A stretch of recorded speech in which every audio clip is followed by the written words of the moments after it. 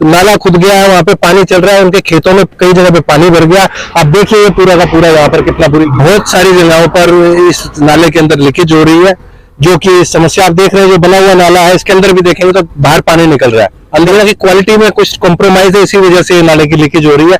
बनाने की तकनीक में या फिर कोई इनका बनते 2 साल हो गई और 2 साल से हम परेशान हैं कि क्वालिटी जो है इतनी गंदी है कि उस पर जो है पानी की लीकेज और ये चलता रहता है और टेढ़ा मेढ़ा जैसे बना रहे हैं। बारिश का मौसम आएगा, फसल की कटाई है, रास्ते रुकेंगे, बड़ी परेशानी। हादसे का शिकार, कोई भी हादसा हो सकता है, कोई भी बच्चा इसमें गिर जाए तो केमिकल इतना चला जाएगा इस जमीन में। जो गंदे नाले का पानी है हम उसको कैसे निकाल पाएंगे? किसान भी, क्योंकि गंदे नाले की जो भी वेजिटेबल या गेहूं जो भी सब्जी होती है, अगर हम उसको रसोई में पकाते हैं, रसोई में पकाने के बाद उसमें शाम तक इतनी बदबू। और जो कंस्ट्रक्शन हुई है उसके अंदर काफी सारे हेरा फेरी मैं कह सकती हूँ हुई है, जिसकी वजह से ये लीकेज है और ये पानी खेतों के अंदर जा रहा है और ओवरफ्लो होके गांव में भी घुस रहा है। और जब बारिश आएगी बरसातों के दिनों में मैंने खुद देखा है कि लोगों के घरों के, तो इस वजह से अब इसकी क्वालिटी भी काफी हल्की है। तो इसे देखते हुए मैंने दिसंबर में दिल्ली देहात के किसानों में दिल्ली सरकार के खिलाफ दिख रही है गहरी नाराजगी।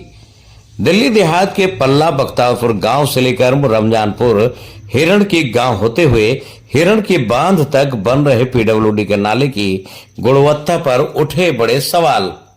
दरअसल नाले का निर्माण कार्य चलते हुए 1 साल से ज्यादा हो चुका है। नाले का निर्माण कार्य अभी तक पूरा नहीं हुआ है, लेकिन नाला कई जगह से टूटना और उसके सीमेंट का झड़ना शुरू हो चुका है।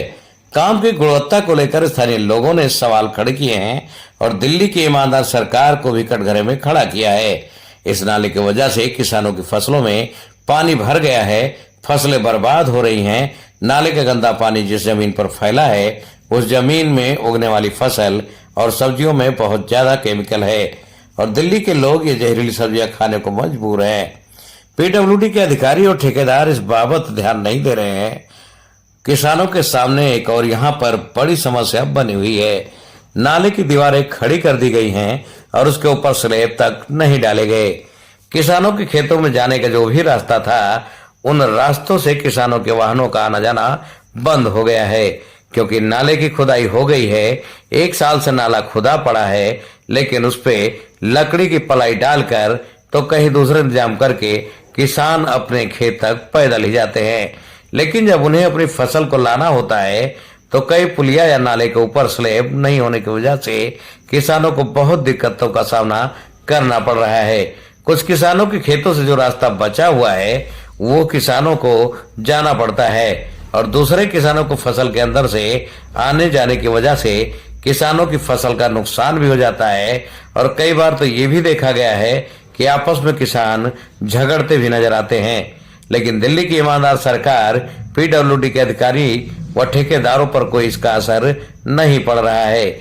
ऐसे ही एक जगह प्रेम फार्म भूपेंद्र बाजार के फार्म के पास किसान 6 महीने से ठेकेदार के हाथ जोड़ रहे हैं कि उनके खेत के सामने स्लैब डाल दिया जाए ताकि उनका ट्रैक्टर उसके ऊपर से चला जाए। लेकिन ठेकेदार गरीब किसानों की कोई सुनवाई नहीं कर रहे हैं। इस नाले को लेकर स्थानीय लोगों ने आरटीआई भी दायर की।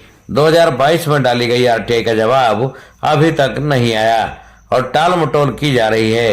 लेकिन जरूरत है कि ऐसे ठेकेदारों की जगह और इनके ऊपर अधिकारी भी सख्ती दिखाएं और उचित कार्रवाई करें।